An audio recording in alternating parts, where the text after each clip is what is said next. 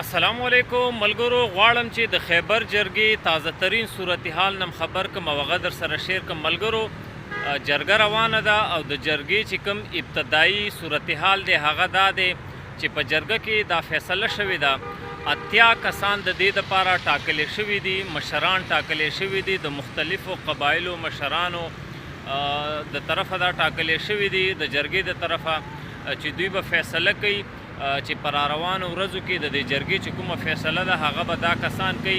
هغې دپاره 80 کسان ټاکلې شوي دي د مختلفو قبیلو نه، د مختلفو ضلعو نه. ملګرو، دغه 80 کسانو په قرآن عظیم الشان باندې لاسونه ایښي دي او په هغې باندې باقاعده حلف اخیستی دی چې موږ به انشاءالله د پښتنو او د دې مظلومو مسلمانانو په حق کې فیصله کوو.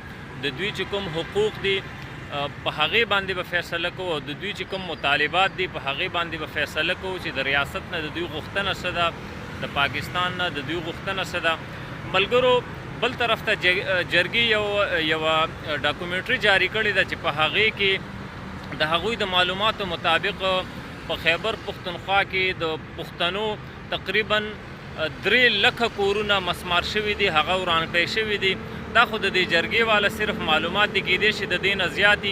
نو تاسو سوچ کوئ چې په دې کې به مسلمانان څومره شهیدان شوي او د مسلمانانو قتل عام د هغوی وینه به څومره توی شوي وای. په دې کې صرف 1.5 لک کورونه د وزیرستان چې کوم دي هغه ړنګ کړی شوي دي، وران کړی شوي دي. بیا داسې د مومندو، د باجوړ او د خیبر او دغه شانې د کورم او په دې کې د جوماتونو شمار نشته، بېشماره جوماتونه په دې کې شهیدان کړی شوي دي. تر دې حده پورې ظلم شوی دی.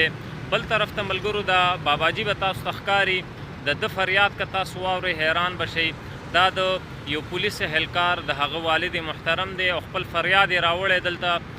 بل طرف ته دا زنانه به تاسو ته ښکاري، دوی هم دلته خپل فریادونه راوړي دي چې د دوی بچیان، د دوی یعنی خاوند او د دې زوی تر اوسه پورې لاپته دی، هغه ورک دی، پته نه لګېږي چې په کوم ځای کې دی او په څه حال کې دی، ژوندی دی، مړ دی، هیڅ قسمه پته نه لګېږي. بل طرف ته ملګرو، د جمعیت علما اسلام مشران هغه هم جرګې ته حاضر شوي دي. تاسو ته به د سکرین باندې ښکاري په جرګه کې هغوی حاضري لګولې ده او موږ سلام پیش کوو د ضلع مومند جمعیت علما اسلام قیادت ته چې هغوی بر وخت راغلی دي او په دې کې شریکت کړی دی. مولانا عارف حقانی صاحب دغه شانتي ټول موجود دي او واحد په دې جرګه کې واحد د ضلع مومند 2 کیمپ جوړ شوي دي. په دومره تعداد باندې افراد د ضلع مومند نه راغلي دي چې په دغه جرګه کې د هغوی 2 چې کوم دی حلقې جوړې شوي دي، ډېر زیات راغلي دي.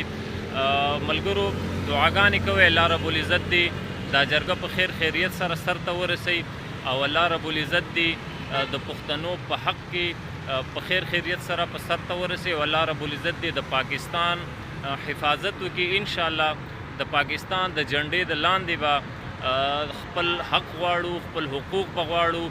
هیڅ قسمه غیر ملکي جنډه دا به په لاسونو کې نه اوچتو. د ملک سره، د ریاست سره به غداري نه کوو او په دې ریاست او په ملک باندې چې زمونږ کوم حق دی انشاءالله هغه به د آئین او د قانون د لاندې د دوی نه غواړو، د دوی نه به مطالبه کوو او د هغې دپاره انشاءالله په 80 کسانو باندې مشتمل یوه کمیټي، یوه اسمبلي جوړه شوې ده چې هغوی به آینده په دې ورځ نیمه کې دننه فیصله وکړي چې د دې جرګې مقصد څه دی او دا جرګه غواړي اخر څه.